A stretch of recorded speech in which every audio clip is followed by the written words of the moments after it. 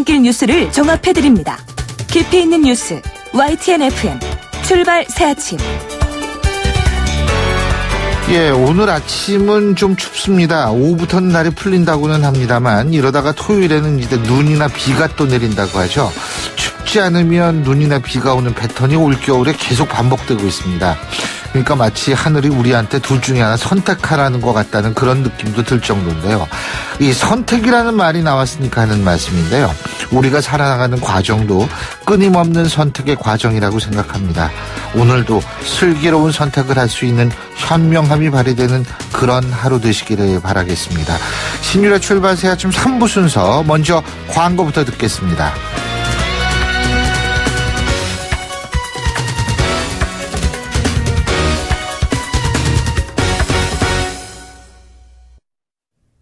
YTN 라디오 신율의 출발 새아침.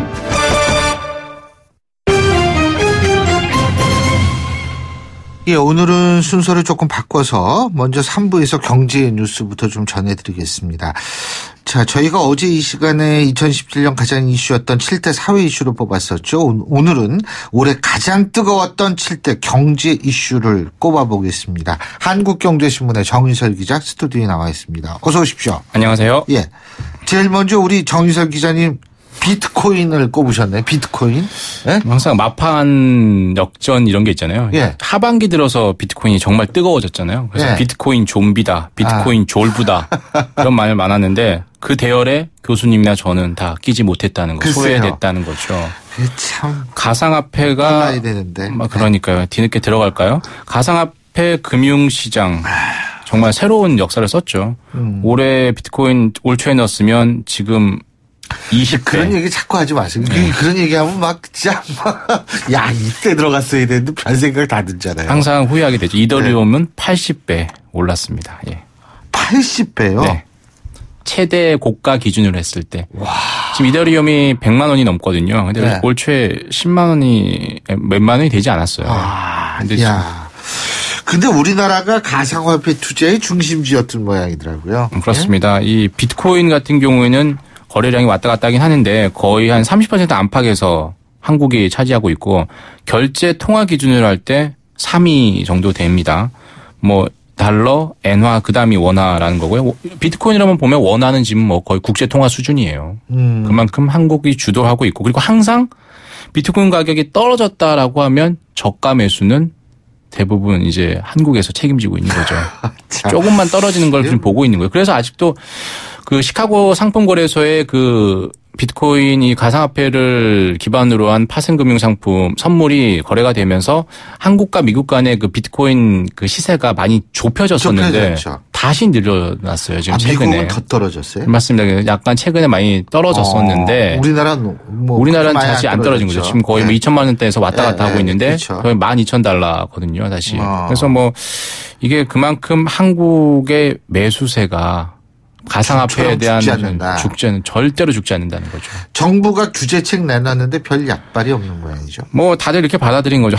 언젠간 합법할 것이다. 대책 내놓는다는 거는 결국에 시장에 등장을 시킬 수밖에 없다. 이렇게 보는 거죠. 뭐 일단 외국인하고 미성년자 거래를 금지를 시켰지만 미미하죠. 비중이 사실. 그리고 이제 과세 방안을 마련하겠다는 거잖아요. 내년에. 예. 거래세, 양도세. 먼저 거래세부터 하겠다라는 건데요. 그래도 여전히 정의를 내리지 않고 있죠. 화폐도 네. 아니고 금융상품도 아니다. 예. 그런데 과세는 하겠다. 어쩔 수 없는 고육지책인 거죠. 그만큼 가상통화 비트코인 열풍을 정부도 계속 볼 수밖에 없는 상황입니다. 지금. 제가 볼 때는 정부가 내놓을 수 있는 가장 좋은 비트코인 대책은 뭐냐면 국민들에게 희망을 주는 겁니다. 비트코인으로요? 이게 희망이 없는 사회는요. 결국은 이런 투기성에 몰릴 수밖에 없어요. 네. 예, 도박하고 뭐 로또 많이 사고 뭐 바다 이야기 때처럼 그런 그렇죠. 말씀하시는 거죠. 이 희망을 줘야 돼요. 정말 맞는 말씀입니다. 자, 그다음은 부동산 대책 꼽으셨습니다. 예? 예, 뭐 다들 이미 외우고 있습니다. 파리 부동산 대책. 예, 파리. 파리 멜린이 아니고 파리. 그렇습니다. 예. 프랑스 말고요. 예. 예. 파리 전과 파리 후로 나누는데 네. 그게 다주택자에 대한 그 규제책이잖아요. 그러니까 전국을 세 군데로 나눴죠. 뭐 투기 지역, 투기 가열 지구, 그다음에 이제 그 거래 지역을 만들어 놨는데 이게 요즘에 이번에도 또 이 보유세까지 인상 카드까지 꺼내 들었잖아요. 예. 이번에 정말 상식 문제를 낼 수 있는 여러 가지를 만들어 신 DTI라는 것도 있었고요. 아하. DSR이라는 것도 있었고요. 예. 신 DTI는 기존 대출, 기존 주택담보대출까지 따지겠다는 거고 DSR이라는 건 총체적 상환능력 비율이라고 해서 담보대출뿐만 아니라 카드론이라든지 마이너스 통장 같은 신용대출까지 다 한번 보겠다는 거군요. 그만큼 대출을 해서 빚내서 집 사는 시대를 좀 접겠다. 가계부채 문제를 해결하겠다라는 거였는데 근데 부동산 시장에서 어떤 영향을 보이냐가 중요했겠죠. 예. 근데 이게 지금 서울 강남 집값은 오르는 모양이에요? 파리 부동산 대책이 발표된 직후에는 잠잠했었죠. 그리고 상승세가 있다 하더라도 미미한데요.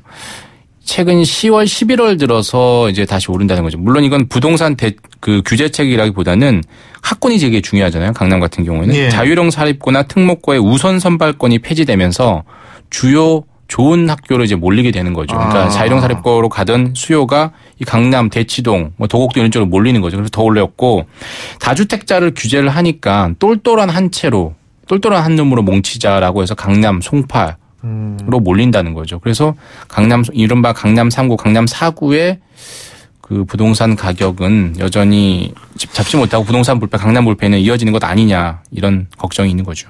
참고적으로 저도 이 학부형이었던 사람으로서 말씀드리는데 이 내신 요새 내신 비중이 점점 커지죠. 이거 좋은 학교 몰려 있는 이쪽으로 가면 내신 불리합니다. 예, 그거 잘 생각하셔야 될 거예요. 무조건적으로 강남 가시면 안 됩니다. 예. 네, 강남 집값을 잡기 위한 근데 실제로 신 교수님의 대책입니다. 예. 보유세 인상 카드도 꺼냈잖아요. 맞습니다. 예. 어제 내년 경제정책을 방향을 설명하면서 다주택자들에게 얘기한 게 이겁니다. 4월부터 양도세 중과하니까 그 전에 팔거나 아니면 임대사업자로 등록해라. 예. 이 두 가지였잖아요. 근데 몇 가지 지금 이제 뭐 조사를 해볼 거 아니에요. 근데 버티겠다라는 사람이 많다는 거죠. 그래서 보유세 그럼 보유세 도입할 거야라고 지금 이제 압박을 하는 거죠. 예. 실제 할지 안 할지는 몰라요. 일단 또 내년까지 봐보는 거겠죠. 그래서 내년 6월에 지방선거 치른 다음에 8월께 최종적으로 보유세를 도입할지 말지를 확정을 하겠다라는 거죠. 예. 자, 부동산 얘기했으니까 주식 얘기도 해야 될 것 같은데 올해 주식 시장 뜨거웠죠. 그죠? 맞습니다. 예. 제가 항상 코스피 얘기할 때 박다삼 얘기하잖아요. 예. 박스피, 따스피, 삼스피 얘기하는데 박스피에서 6년 만에 풀어놨습니다. 그래서 2100선 넘어서 2500선까지 갔었고요. 따스피 전 세계 다른 증시는 다 오르는데 미국, 일본, 뭐 유럽 다 오르는데 한국만 안 올랐는데 이 따에서 왕따에서도 벗어났어요. 그런데 마지막 삼스피 삼성전자 중심의 주식 시장은 벗어나지 못했습니다. 삼성전자의 비중이 여전히 25% 가까이 지금 더욱더 커지고 있고요. 올해 코스피는 20% 올랐지만 삼성전자 주가는 얼마나 오른지 아세요? 얼마요? 2배입니다. 40% 올랐고요. 아, 그렇군요. SK하이닉스 같은 경우는 또 몇 배인지 아세요? 몇 배요? 7배입니다. 71%를 올랐습니다. 그러니까 그야말로 흔히 수출이 좋았고 그중에서 반도체만 좋았다. 그래서 착시 효과도 있다. 이렇게 그렇죠. 얘기를 하는 거죠. 어떻게 내년에 그럼 3천까지 가나요? 갈 거라고 보십니까? 저는 힘들 거라고 보는데 저도요. 그래야지 배가 덜 아프잖아요. 근데 이제 그 증시에 사람이 이렇게 삐뚤어졌어요. 남잘 된 것도 잘 봐야 되는데요. 증시 이제 애널리스트들은 3천까지 갈 수 있다고 얘기를 합니다. 항상 왜냐하면 저 여의도에서는 항상 고고를 외치거든요. 그래서 돈이 들어와야지 증시도 그렇죠. 좋고 본인들도 좋을 거 하는데 부담스럽지 않을까. 2,500선까지 가는데 너무 한 번에 너무 많이 그러니까요. 그리고 내년 성장률이 올해보다 낮춰 잡았거든요. 올해는 3.2%가 될 걸로 봤는데 내년 3% 정도. 3%도 힘들 거다라고 보는 거 뭐 KDI도 그렇게 3% 돼야지 3만 불 된다고 그러던데. 맞습니다. 근데 그건 환율 문제가 있어서 원화 강세가 있어서 맞습니다. 아마 3만 불이 될 것 같긴 한데요. 3만 불, 3%, 3천, 333이 될 거냐 모르겠습니다. 예. 그렇죠. 자, 그리고 다음은 탈원전이죠. 올해 이제 교수협회에서 선정한 사자성어가 혹시 기억나세요? 현정인가요? 맞습니다. 저희 주변에 이제 현정이라는 이름을 가진 분들은 이렇게 파사 현정인데 파사라는 게 뭐 사악한 거, 나쁜 것을 물리친다는 거잖아요. 그게 결국에 이제 적폐청산인데 원자력, 에너지만 보자면 이 적폐청산이 이제 탈원전이었던 거죠. 1977년 고리 1호기 도입 후에 처음이었고요. 근데 이제 처음에 이제 처음으로 이제 공론화 과정을 거쳤죠. 예. 신고리 오륙호기 같은 경우는 계속 건설, 고고로 결론이 났는데 그래도 정부는 탈원전 하겠다라고 하면서 6기 건설 6기 원전 6기 건설 계획을 백지화했고요. 2022년 월성 1호기는 내년에 조기 폐쇄하기로 했죠.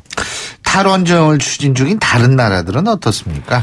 대표적인 나라가 유럽의 이제 독일, 프랑스, 그리고 일본, 그리고 미국 정도가 있는데 독일은 70년대부터 맞습니다. 독일은 지금 원전 대신 석탄으로 갔는데 네.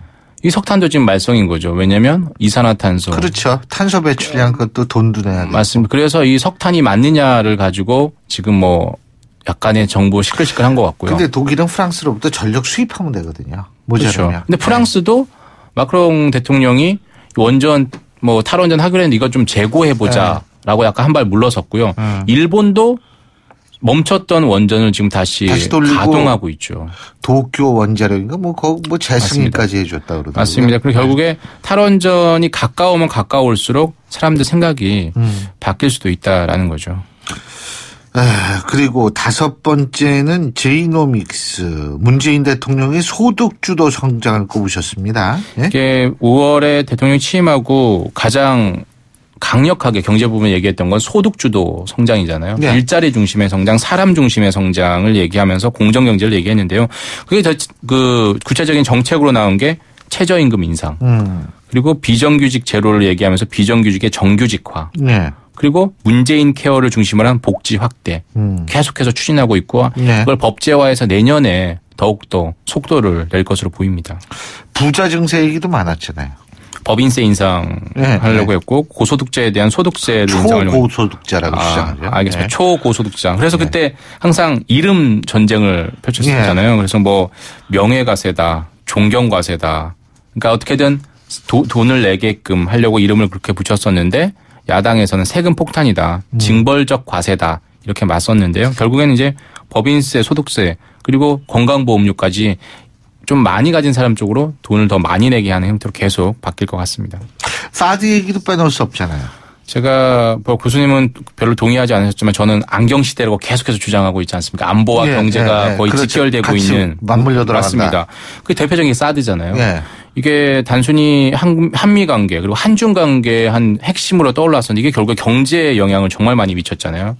중국이 사드 보복을 하면서 명동이 조용해지고 제주도에 다 발길이 끊기면서 뭐 유통업체, 면세점, 뭐 화장품 다 힘들었었는데 지난 11월에 이제 뭐 사드를 봉합하겠다라고 얘기를 하면서 조금은 이제 해빙 기미를 보였다가 요즘엔 또 정말 그런가 하는 또 의구심이 들 정도죠. 그게 바로 뭐냐면 중국 외교부는 철저히 부인을 하고 있습니다만 베이징과 산둥 지역에 있어서의 여행사의 단체 관광객 모집 금지, 국가 여유국이라고 중국은 있지 않습니까? 우리나라 관광국 같은 거죠. 그렇죠. 문체부 같은. 예. 근데 이쪽하고 손발이 안 맞는다 혹은 이중 플레이다 이런 얘기까지 지금 나오고 있잖아요. 중국이 아마 그런 것 같아요. 항상 이렇게 이중 플레이를 하는. 그러니까 미국 정도만 해도 물론 트럼프 정부 들어서 이 미국도 뭐 아메리카 퍼스트를 얘기하면서 완전 바뀌긴 했지만요. 좀 세계를 생각하는 시각이 있는데 중국은 사실 세계를 생각하기에는 네. 땅덩어리가 너무 크고 인구가 너무 많아요. 그러니까 자기 앞가림하기 바쁜 거죠. 그러니까 항상 이런 이종 플레이를 하는 거예요. 우린 한 적 없다. 사드 보복 했어? 안 했어. 라고 얘기를 했지만 풀었다라고 하면 뭐 우린 풀었는데 해빙하려고 하는데 지방 각각 베이징성, 산둥성에서 이러네라고 얘기를 하는 거고요. 이번에 문재인 대통령 방중 때 기자 폭행 논란이 있었잖아요. 이 부분에 대해서도 우리가 한 건 아니야. 그냥 우발적인 일이야라고 지금 얘기하는 것처럼 이런 일들을 계속 겪게 될 것 같아요. 근데 사실은 뭐 금지한다고 일사불란하게 안 가는 국가가 중국 아닙니까? 그렇습니다. 예. 예? 그걸 보면은 또 그렇게 우리 절대로 그런 일 없다. 근데 실제로 금지한다. 뭐 이런 식의 어떤 지방 정부가 뭐 정리를 하기 위해서 이런 얘기가 또 잘 안 통하죠. 시장 경제라는 국가라면 그럴 수도 있겠구나라는 생각이 드는데. 그 시장 경제 국가인가요? 나라예요. 맞습니다. 독특한 나라예요. 그리고 네. 그 각국 국민들을 상대로 정부를 믿을 수 있습니까? 믿을 수 없습니까를 보면 가장 신뢰도가 높은 나라가 중국이랍니다. 자국 정부에 대한 신뢰도가 가장 높은 국민이기도 해요. 예.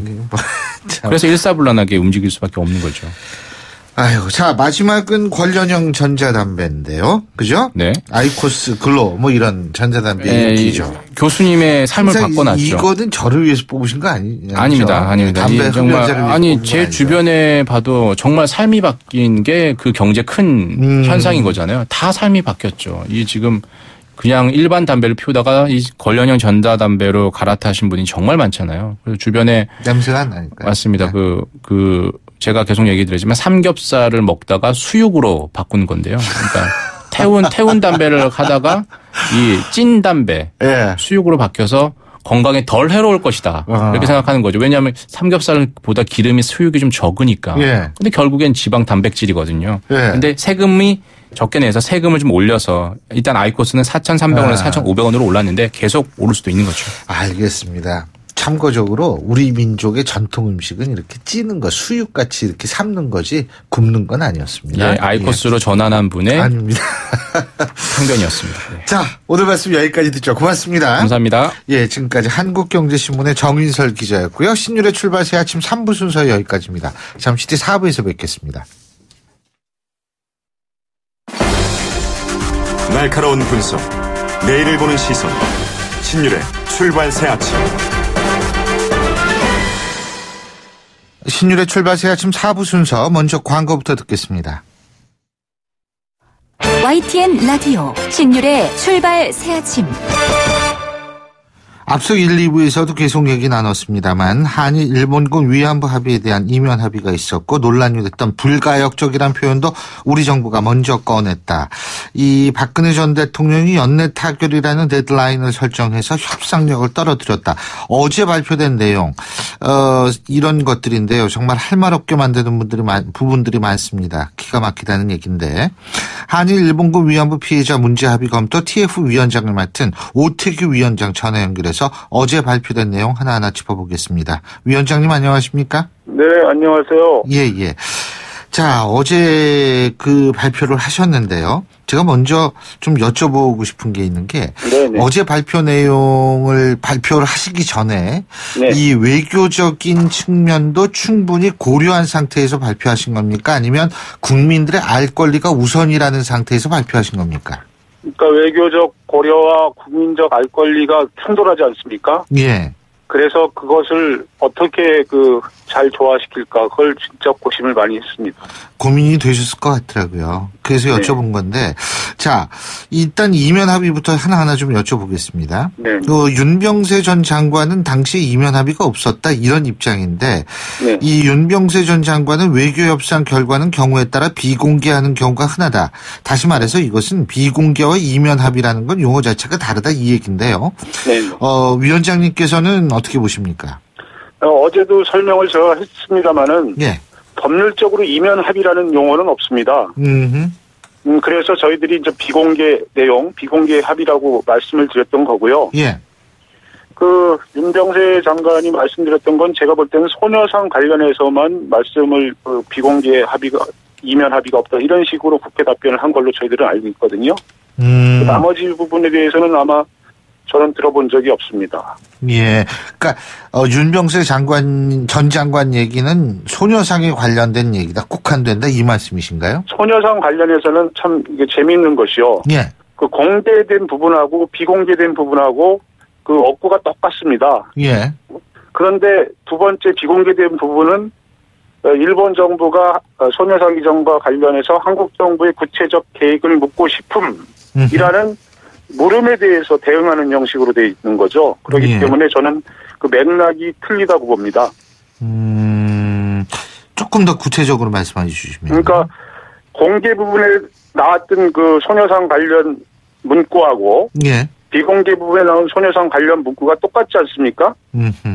그러니까 다른 게 없다 이렇게 말할 수 있는 거죠. 구조상으로. 예. 그런데 그 앞에 일본 정부가 소녀상 이전 계획에 대한 한국 정부의 구체적 계획을 묻고 싶음 이렇게 말씀을 하지 않았습니까? 말을 하지 않았습니까? 예. 거기에 대한 대응으로 이제 똑같은 얘기를 해서 공개 부분과 비공개 부분이 같기 때문에 다른 게 없다 이렇게 말할 수 있는 건데요. 앞에 말이 있는 거와 없는 거하고는 저희들은 차이가 있다고 봅니다. 자, 그거를 이렇게 표현할 수는 없나요? 그 외에 지금 위안부 소녀상 문제 있지 않습니까? 네네. 이 소녀상 문제 같은 경우에 이른바 이면 합의에 의해서 된 건데 일본 정부가 그걸 먼저 공개적으로 꺼냈잖아요. 그죠? 네네. 그래서 이게 이면 합의를 먼저 이면 합의가 있다라는 걸 먼저 가르쳐 준 것은 일본이다. 이렇게 볼 수는 없나요? 저는 뭐 그렇게 판단은 제가 잘 지금 상황에서는 못 내리겠고요. 네. 어쨌든 똑같은 문구가 공개, 비공개 두 군데 다 들어가게 돼 있는 거고요. 네. 그 비공개 부분에서의 어떤 맥락하고 공개 부분에서의 맥락하고는 저희들이 공개된 부분만 볼 때 하고는 분명히 틀린 거죠. 비공개 부분을 볼 때는 우리 정부한테 구체적인 이전 계획이 있느냐고 물은 예. 거에 대해서 예. 이렇게 노력하겠다 이렇게 답변한 거지 않습니까? 어허, 알겠습니다. 지금 윤병세 장관 또 이런 얘기합니다. 태스크포스 팀이 이 협상의 복합성과 합의의 본질적 핵심적 측면보다 절차적 감성적 요소에 중점을 뒀다. 균형 있게 평가하지 못한 점이 유감스럽다. 이렇게 비판을 했는데 네네. 어떻게 받아들이십니까? 저도 그거 좀 꼼꼼하게 읽어봤는데요. 네. 그 절차적 감성적 측면을 중점적으로 고려했다라는 부분이 어떤 말씀을 하는지 잘 이해가 안 갔습니다. 저희들은 이 합의를 보면서 절대 감성적으로 보지 않았습니다. 그 본질적인 내용이 어떤 것이 있는지 정말 이성적으로 많이 보려고 노력을 했고요. 아마 저희들이 이 합의와 관련해서는 TF 의원들이 우리나라에서 가장 자세하게 그 문서를 많이 봤다고 저는 자부합니다. 자, 그리고 타스크포스에서 이 한일 위안부 합의는 조약이 아니라 정치적 합의다. 법적 구속력이 약한 공식 합의다. 이렇게 성격을 구성했던데 이거는 그러니까 파기할 수 있다라는 얘기입니까? 어떤 의미입니까? 그것이 아니고요. 이 합의의 어떤 그 합의의 또 강도가 있지 않겠습니까? 예. 조약 같은 거는 경우에 따라서는 국회 비준까지 받아야 되는 조약도 있고요. 예. 또 외교장관끼리 이렇게 저런 식으로 공동기자회에서 발표했다고 해서 그게 합의가 아닌 건 아니죠. 국가 간의 어떤 약속이죠. 약속이기 때문에 그렇게 그 조약보다는 강하지 않지만 공식성을 띈 합의다. 이렇게 저희들은 규정을 한 겁니다. 그래서 어떻게 재협상이 필요하다고 판단하신 겁니까? 어떻게 파기를 해야 된다고 보십니까? 사실 그 재협상을 한다든가 파기를 한다든가 그런 것들은 저희들의 어떤 저희들이 해야 될 그 임무가 아니었고요. 하여간 지금의 어떤 우리 국민들이 가장 관심이 가졌던 게 그게 어떤 성격을 갖고 있는 거냐, 그 합의가. 거기에 대해서 저희들이 이거는 그 조약이 아니고 외교장관끼리 한 그 국가 간의 정치적 합의다. 이렇게 판단을 내려준 겁니다. 외교장관끼리라고 말씀하셨는데 어제 발표한 거 보니까 청와대가 더 주도적인 역할을 한 거 아닙니까? 주도적인 역할을 해도요. 그 고위급 대표들이 합의한 그 성격과 외교장관이 한 성격은 공식성에 있어서 틀립니다. 예. 예. 왜냐하면 외교장관은 어떤 합의를 하더라도 그게 국가 대표로 나가는 거거든요. 그 이병기 실장은 국가 대표가 될 수 없는 겁니다. 예.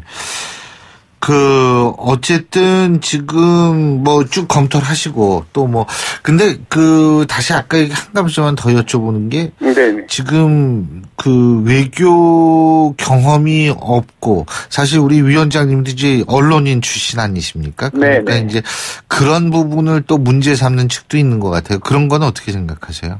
그거야 저희들도 한계가 있죠. 그런데 한계 내에서는 최선을 다했다고 생각합니다. 그런 보완을 하려고 좀 전문가들도 많이 그 의견도 구했고요. 예. 지금 검토하시면서 제일 좀 충격이다 이렇게 느끼셨던 부분은 어떤 부분이에요? 역시 이 어떤 인권과 관련된 문제를 국민들한테 알리지 않고 비공개로 넣었던 것, 그 다음에 불가역적이라는 것들을 그렇게 사죄를 받으려고 하다가 어떻게 불가역적 해결로 이렇게 만들게 했던 것. 이거 두 가지가 저는 가장 충격적이라고 생각합니다. 그렇군요. 지금 일본의 요구가 더 많이 반영됐다 이렇게 판단하시는 거죠? 합의하는 과정에서.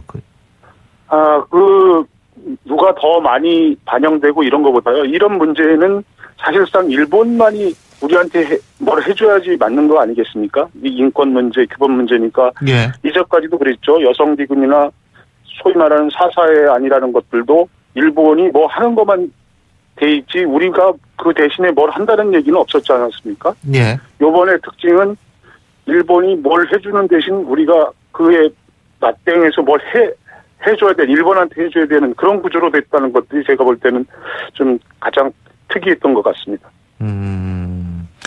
그렇군요. 또 비공개됐던 부분들 중에서 우리 측에 일방적으로 부담이 될 수 있는 부분이라 이렇게 발표를 하신 걸로 알고 있는데. 그렇죠? 네. 근데 예를 들면은 부담이 된다라는 게 불가역적이라는 거, 그건 우리 측이 먼저 요구했다며요. 뭐가 부담이 될 수 있는 부분이라고 보신 거예요? 아니, 그러니까 소녀상 문제? 비공개 부분을 제가 말씀드리지 않았습니까? 비공개 부분은 세 가지죠. 소녀상 문제하고 정대협 설득하고 해외 기린비하고 그다음에 국제사회에서 청로의 표현 안 쓰는 거하고 이 네 가지지 않습니까? 예. 그거는 일본이 그 부담을 갖고 할 게 하나도 없지 않습니까? 예. 우리만이 해야 될 조치 아니겠습니까? 바로 그런 건데. 근데 그렇다면은 제가 1부, 2부에서도 계속 여쭤본 건데, 사실 박근혜 정부를 돌이켜보면 박근혜 정권은 초창기에는 이게 초창기한 정권 중간까지는 그 일본군 위안부 문제로 굉장히 일본하고 냉랭한 관계를 유지하지 않았습니까? 강경하게 나갔는데 그렇죠. 이게 끝판에 가가지고 이렇게 서둘러 가지고 이걸 했는지 그 이유는 뭐라고 보세요? 저는 뭐라고 할까요? 하여간 일단은 한일 관계 전반과 위안부 문제를 연계시키는 전략으로 갔다가요. 예. 그것이 내 압력에 그걸 해결하지 않으면 안 되는 상황을 자초했고요. 또 자기 집권 기간 안에 뭔가 성과를 올리려고 하는 어떤 그런 것도 있지 않겠습니까? 내외의 압력이라고 말씀하셨는데 예를 들면 어떤 거예요? 그러니까 한국에서는 한일 관계가 안 좋아지면은 경제라든가 사회, 문화 이런 것들이 다 영향을 받지 않습니까? 한일 간에 상당히 긴밀한 연계 관계가 있기 때문에 관광객도 줄어들고 한류도 문제를 받고 또 경제도 좀 어려움을 갖고요. 그런 것들이 이제 한국 쪽에서 볼 때는 국내적으로 한일 관계가 좀 풀렸으면 좋겠다라는 그런 외부의 압력은요? 내부의 압력은 잘 아시겠지만 미국의 어떤 동아시아 전략의 가장 큰 동반자가 한국하고 일본 아닙니까? 예. 한국하고 일본이 사이가 안 좋으면은 미국이 그런 동아시아 전략에 상당히 어려움이 있지 않습니까? 그러니까 미국 쪽은 한국하고 일본하고 잘 지냈으면 좋겠는데 위안부 문제가 딱 걸려 있으니까 한일 간에 그걸 풀어야 된다는 압박을 받을 수밖에 없지 않겠습니까? 그렇게 되면은 사실 지금 일본은 굉장히 반발하고 있는데요. 그죠? 네네. 그렇다면은 지금 위원장님께서 말씀하신 이 압력이 다시 재현될 가능성이 있는 거라고 보십니까? 예를 들면 일본 그리고 미국의 어떤 그런 곤란한 입장 이런 것들이 또다시 한일 관계를 이 또 다른 측면에서 압박할 수 있는 그런 환경이 됐다라고 생각하지 않으세요? 저는 항상 국제 사회는 변화가 있는 거기 때문에요. 거기 그때 맞춰서 잘 대응할 수 있는 어떤 우리나라의 능력이 가장 기본적이라고 보고요. 그런 어떤 변화된 상황에서 우리가 어떻게 잘 대응할 수 있는가는 지금부터의 과제가 아닐까 생각이 듭니다. 어떻게 대응하라고 말씀하시고 싶으십니까, 정부에? 글쎄, 제가 그런 대응까지 할 수 있는 능력이 그래도 협상 과정을 면밀히 검토하셨으니까. 저는 일단은 이런 게 중요할 것 같아요. 위안부 문제에 우리가 검토하면서 가장 큰 문제가 결국은 피해자들의 의견을 잘 듣지 않았다. 국민적인 어떤 목소리를 잘 듣지 않았다. 이런 거 아니겠습니까? 예. 그렇다면은 앞으로는 그런 어떤 피해자의 목소리뿐만 아니라 국내 어떤 의견 수렴 같은 어떤 민주적인 절차를 의견 수렴하는 절차를 갖고 그 외부적인 상황도 좀 고려하면서 국민들이 많이 동의할 수 있는 방안을 찾아 나가야 되겠죠. 시간이 좀 걸리더라도. 예, 잘 알겠습니다. 네, 오늘 말씀 감사합니다. 잘 들었습니다. 고맙습니다. 네. 예, 지금까지 한일 일본군 위안부 피해자 문제합의 검토 TF의 오태규 위원장이었고요. 신유래 위원장이었습니다.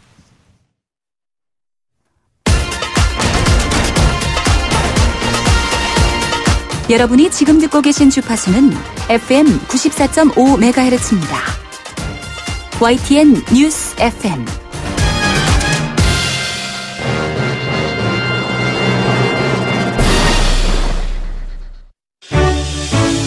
역사의 시선으로 뉴스를 읽어봅니다.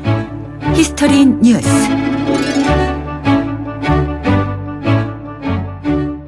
예, 방금 전에 저희가 오태규 이 한일 위안부 피해자 문제 합의 검토 TF 오태규 위원장으로부터 직접 그 과정과 좀 더 자세한 입장을 들어봤는데요. 그런데 아이러니하게도 이 위안부 보고서가 발표된 어제가 일본군 위안부 해결을 위한 수요 집회 올해 마지막으로 열린 날이었습니다. 그래서 아직 이번엔 끝나지 않은 이 위안부라는 가슴 아픈 역사를 오늘 되돌아보려고 합니다. 자, 역사학자 전우영 교수님 스튜디오에 나와 계십니다. 어서 오십시오. 네, 안녕하세요. 예. 이 위안부라는 얘기. 이게 참, 저는 사실 이 단어 자체가 너무나 참 치욕스럽고 듣기가 안 좋아요. 이게 일본식 표현 아니에요? 이런 것들이? 그죠? 일본이 세계적 기준이랄까요? 표준이랄까요? 이런 측면에서 보더라도 성문화가 참 독특한 나라예요. 일본이 이제 미국과 유럽에 알려진 이후에 오페라 나비 부인 있잖아요. 거기서 일본이 무대로 그렇죠. 이제 나오죠. 유럽인들에게는 이제 일본 그러면 떠오르는 것이 유곽이었어요. 그러니까 유곽이라는 게 술 마시는데 공창이죠. 공창 네. 지역인데 이제 역사적으로는 보통 그렇게 기술을 해요. 유곽은 도요토미 히데요시가 만들었다. 이제 이게 말이 좀 어폐가 있죠. 도요토미 히데요시가 직접 유곽을 만들었겠습니까? 그러니까 도요토미 히데요시가 오사카 일정 지역을 유곽지대로 공인하고 유곽을 두라 그러면서 이제 민간 업자들이 유곽을 만들었던 거죠. 이게 이제 우리가 굳이 그 일본군 위안부라고 이제 이렇게 그 공식 명칭을 좀 그렇게 부르고 있고요. 당대 용어는 종군 위안부였었고 또 그 군 부대 인접한 곳에 설치된 곳들을 이제 일본 군들은 위안소라고 황군 위안소라고 불렀어요. 근데 이게 이제 긴 역사적 맥락에서 보면 도요토미 히데요시가 설치했던 이제 유곽에 그 좀 닿아 있고요. 일본적 관점에 닿아 있는 것이죠. 일본적 문화에 닿아 있는 것이고요. 그리고 지금 이제 일본과 한국 사이에 논란이 되고 있는 것들 또는 이제 국제사회와 일본 사이에 논란이 되고 있는 것도 일본 정부가 만든 거 아니냐. 일본 군이 만든 거 아니냐. 이제 도요토미 히데요시가 만들었다는 표현과 같은 거죠. 근데 그런 표현을 쓸 수 있을 만큼 이제 일본 군과 정부, 일본 문화 전체가 여기에 깊숙이 개입해 있음에도 불구하고 이제 근래에 특히 일본 자민당 정부는 이제 계속해서 그 전까지 고노 다마라든가 무라야마 다마라든가 해서 일본 군과 일본 정부의 책임을 인정했던 것에 반해서 군과 정부는 책임이 없다. 이건 민간이 한 일이다라고 발뺌을 하고 있는 그런 상황인 거죠. 그러니까 역사를 보면은 이제 일본의 유곽에서 시작한다고 봐야 될 것 같고요. 우리나라 여성과 직접 이 문제가 관련되기 시작한 것은 1904년 러일 전쟁 때부터라고 이제 구체적으로 종군 위안소라는 이름을 단 이제 그런 형태의 이른바 군부대 주둔지에 설치되는 이제 그 위안소는 1931년 이후에 만들어지지만 같은 성격의 이른바 식민지 또는 일본군 주둔지에서의 이런 공창지대, 군용 공창지대라고 봐야 되겠죠. 네. 이런 지대가 처음 만들어진 것은 우리나라의 경우 1904년 러일 전쟁 직후입니다. 그때 이제 그 만주로 출정하는 일본 군사들을 표현이 그래요. 당시 이제 서울에 있던 재경 일본인 거류민단에서 이제 주도를 했는데요. 그 만주로 싸우러 가는 황군을 위문하기 위한 위락시설. 그때 이름도 참, 한국인들의 감성으로는 이해하기 어려운 이름을 썼어요. 뭐라고 그랬냐면, 거류민단 최초의 공익시설이라고 썼어요. 공익시설이요? 예, 공익시설이요. 거류민단 최초의 공익사업을 한다고 해서 만든 것이 지금 서울 장충동 일대에 거기 이제 쌍림동이라고 당시 불렀었거든요. 살림동. 살림동. 그러니까 지금 살림동이라고 불렀었고요.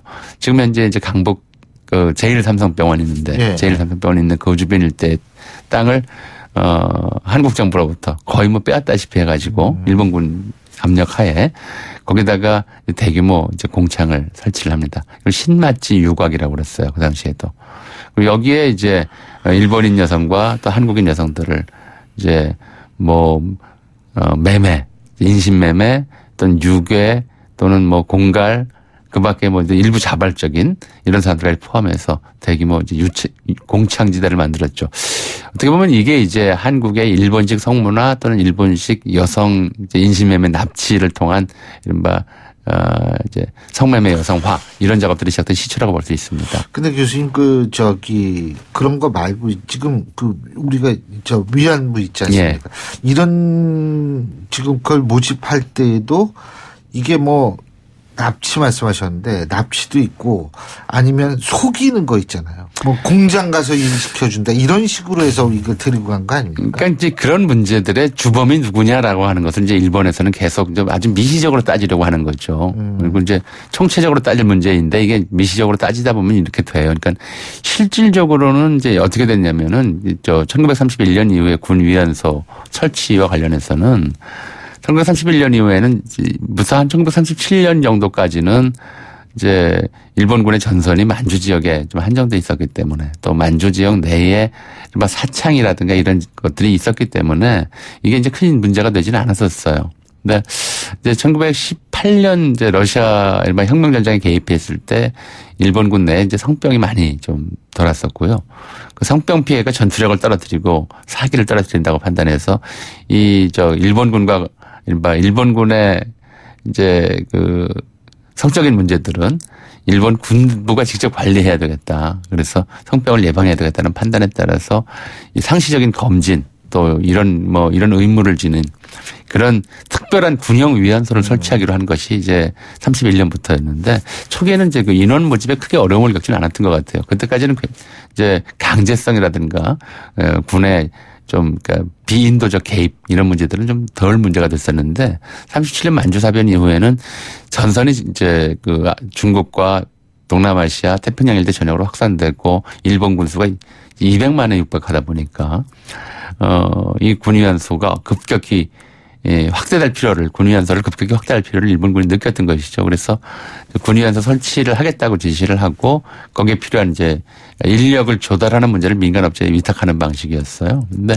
지금 이제 신 교수님 말씀하신 대로 민간업자가 명색이 민간업자죠. 군의 위탁을 받은 민간인 조달업자가 여성들을 조달하는 또는 이제 징발이라는 표현이 맞을지 모르겠습니다만 여성들을 참 표현이 어렵네요. 동원 또는 모집하는 과정에선 온갖 이제 정상적인 방법으로 안 되기 때문에 이제 말씀하셨듯이 뭐 협박도 있고 사기도 있고 또 납치, 유괴 등등의 여러 가지 불법적인 방법들이 동원됐던 것이고요. 이런 방법 이게 이제 일본군 내에서도 사실 그런 문제들을 알았어요. 일부의 경우에는 유괴와 같은 방식으로 여성들을 이제 끌어오는 경우가 있다. 그래서 사회적 물리를 빚는 경우가 있으니 주의해라라는 정도의 이제 지침을 하다라는 적은 있지만 실제로 전쟁이 격화되면서부터는 이제 그게 유명무실해지고 일본군이 눈 감아주거나 또는 이제 방조했다. 이렇게 볼 측면들이 많았던 거죠.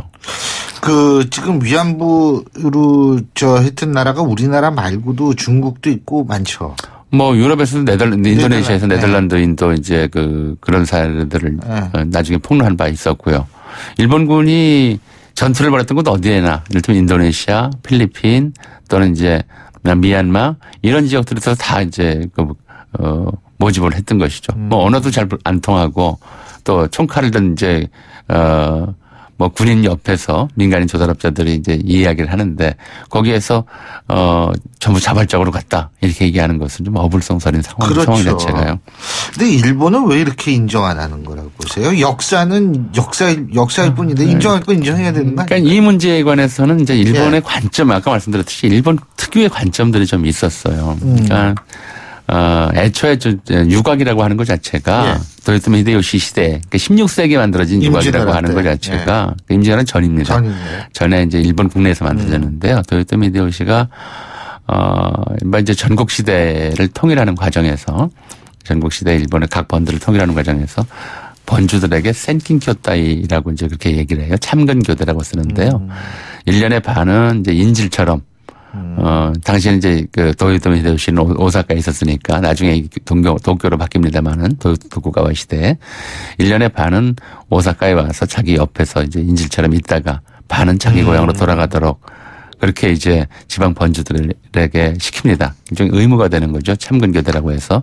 그러면 이게 일본 전역에서 이제 영주와 그를 따르는 무사들 수십 명에서 수백 명 단위가 1년에 한 번씩 왔다 갔다 해야 되는 거예요. 반을 이제 수도에서 머물러야 되는 거죠. 그러니까 수도에 있는 동안 처자를 거느리지 않기 때문에 그들을 위해서 공창이 필요하다라고 판단을 했던 거죠. 그래서 이제 도요토미 히데요시가 유곽을 설치했던 것이고요. 이게 어떻게 보면 무사들을 위한 이제 공창이었어요. 그 관점에서 이제 유곽을 그리고 이제 종군 위안소를 일본인들은 생각을 했던 것이고요. 그래서 일본 군이 가는 곳에, 일본 무사의 후예인 일본 군이 가는 곳에 그런 이제 군용 공창, 이걸 이제 종군 위안소라고 불렀습니다만은 종군 위안소 설치하는 게 문제가 될 거 없고 그거는 이제 일본의 문화일 뿐만 아니라 네. 국가가 이제 주도하고 민간이 협력하는 모델이다. 이런 식으로 생각을 했던 거예요. 근데 일본인 종군 위안부는 없었죠. 있었어요. 그럼 원래 일본인부터 시작을 했던 거예요. 그러니까 그렇게 생각을 해왔던 것이고 이것이 갖는 범죄성이나 반인도성 이런 부분에 대한 인식이 좀 박약해요. 박약하고 그러네요. 미세하게 보면 이제 국가와 민간을 억지로 나누려는 경향이 있고요. 알겠습니다. 좀 그게 박약하면 우리가 일깨워줘야죠. 뭐. 오늘 말씀 여기까지 듣겠습니다. 고맙습니다. 네. 지금까지 역사학자 전우용 교수님과 함께했고요. 자, 목요일에 보내드린 신율의 출발 새 아침 오늘 순서는 여기서 모두 줄이겠습니다. 여러분 오늘 하루도 정말 뜻깊은 하루 보내시기 바라겠고 전 내일 아침 7시 15분에 다시 오겠습니다. 신율이었습니다. 고맙습니다.